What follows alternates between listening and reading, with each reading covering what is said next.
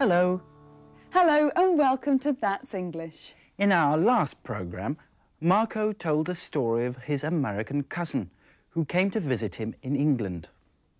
We're going to look at America again. America as seen through British eyes, como la ven los británicos. Some British people have strong prejudices about American people. How to be British. Differences between Americans and the British. Watch closely now. In this conversation, one person is American and the other person is British. Which one is British? Which one is American? And can you find 3 differences in the way they behave? ¿Puedes señalar 3 diferencias en su modo de comportarse? Hi! Hello. How you doing? I'm fine, thank you. My name's Jack. I'm Mr. Jones. Hey, that's a really great shirt you're wearing. Thank you. Did your wife choose it for you? No. Maybe you're not married, huh? No, I'm not. My wife chooses all my clothes. What do you think of them, huh? Well, Bad taste, huh? excuse me, I have to go. But I love her anyway. She's great. I must be going. You know, she left me last year. I miss her so much. No, you mustn't cry. Not in the street. I love her so much. For God's sake, man, you have to pull yourself together. Do you know why she left me? She said I never expressed my emotions.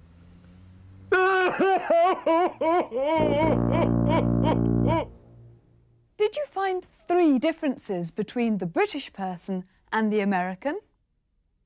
She said I never expressed my emotions. She said, I never expressed my emotions. British people don't like to express their emotions as much as Americans. So, rule number 1 about being British is don't express your emotions. British people sometimes think that Americans show their emotions too much. I love her so much. For God's sake, man, you have to pull yourself together. You have to pull yourself together. Cálmese, hombre. A very British expression. No te olvides de que nos movemos en el terreno de la caricatura.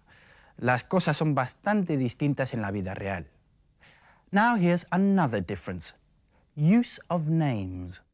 My name's Jack. I'm Mr. Jones. The American introduced himself by his first name, the British person by his surname. So, rule 2 is don't be too informal with strangers, especially with older people. Aunque las cosas están cambiando mucho en Gran Bretaña, todavía hay muchas personas que prefieren guardar las formas. Now here's another difference. That's a really great shirt you're wearing. Thank you. The British don't usually give personal compliments the first time they meet. So, rule 3. Don't be personal. Evita las referencias de tipo personal. The British don't like it. So, that gives you an idea of British prejudices about Americans. But what do the British think about the country, the United States? We've been out and about asking people this question. Would you like to live in America? I'd love to live in America. I'd like to live in New York, particularly. I think it's a very exciting city. I would like to live in America. I like it because it's so different from England. I've been to stay with some friends in New York, and I liked it very much. I think I'd like to live in America for a while, but not permanently. I think I would like to live in America. There are so many interesting people and so many interesting things to see. I would like to live in America for their ice cream, and their food is incredible. I also wouldn't like to live there because I'd miss the English pub culture. I'd miss the English pub culture. Echaría de menos el ambiente de los pubs ingleses. That was the only negative comment. Everyone there was very positive. They like American food and the American people, and they think America is an exciting place. But of course, some people don't like America. Listen carefully now. Why don't these people like America? No, I wouldn't like to live in America. It's too noisy over there. But Canada, I could live in Canada. It seems very nice on the television. No, I wouldn't like to live in America. I would love to visit it. But I think the pace of life, the different way they go about doing things, no, I wouldn't like to actually live there. We don't like their way of living, actually. Too fast, I think. I would not like to live in America because of the violence I've heard about. No, I wouldn't like to live in America. I'd like to visit it, but I'd like to stay living in England, where there's more history and my family are here. I think that's a very common idea, that there's more history in England. Did you hear the other answers to our question?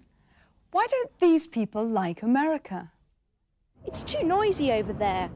It's too noisy over there. Hay demasiado ruido.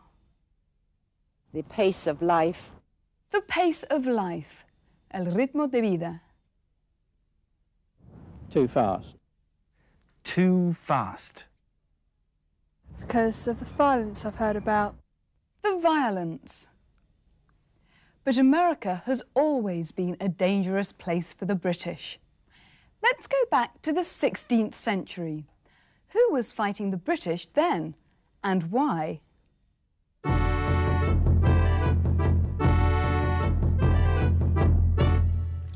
News, news, news. First, the headlines.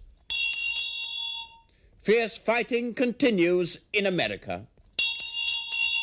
Spanish, English, Dutch and French try to settle in America. And are the Red Indians really Indians? But first, the main story. There were reports of more fighting on the east coast of America between the Red Indians and the British colonists. Over to our foreign correspondent, Sir Sidney Walsingham. Sir Sidney, what exactly is the problem in America? Well, Trevor, when Sir Walter Raleigh arrived here, everyone thought that the native Indians were very gentle, loving and kind. And the Indians thought that the strangers were gods. Sir Sidney, you mustn't wave that flag. In the last few years, several boats full of English people have arrived here. The settlers wanted to buy up as much land as possible. Unfortunately, the Native Americans are saying the land is not for sale. They say the land shouldn't belong to anyone. And it certainly shouldn't belong to the English. So, what is going to happen?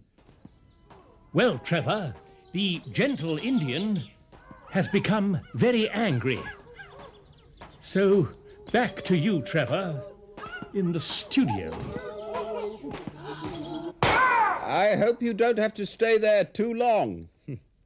And now for the other main stories. It's not just the English who are trying to exploit America. The Spanish are finding gold in Central America, and the French and the Dutch are exploring North America. And finally, a report out today says that America may not be the same place as India. That would mean, of course, that the Indians in America aren't Indians at all. It's very confusing. That's all from That's English News. Goodbye. Well, it really was a dangerous place in those days, wasn't it? Who was fighting the British in the 16th century, and why?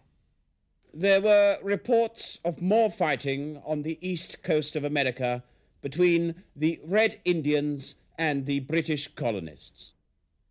Yes, it was the Red Indians. Why were they fighting the British? They say the land shouldn't belong to anyone. And it certainly shouldn't belong to the English. Now, as we said in the last programme, one of the keys to modern American culture is its mixture of races and nationalities. For a long time, the United States had an open-door policy to immigrants and refugees, una política de puertas abiertas para inmigrantes y refugiados. A symbol of this open door has always been the Statue of Liberty in New York. Here is our film clip for today. What's it about?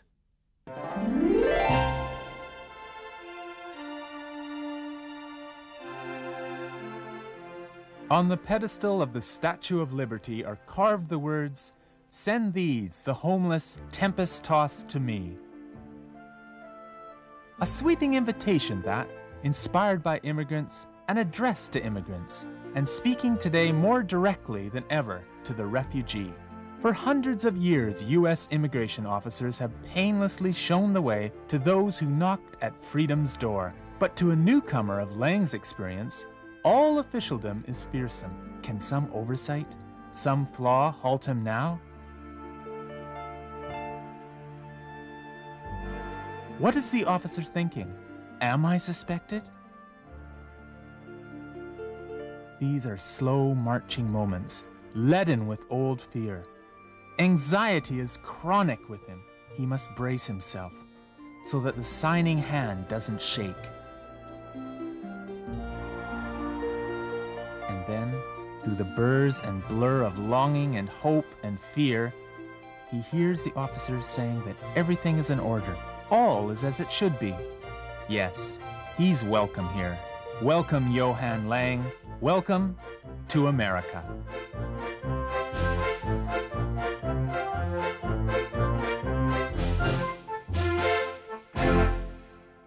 The film was about the experiences of an immigrant arriving in America. But that's all we have time for today. I hope you'll join us for our next programme. Goodbye. Goodbye. See you soon.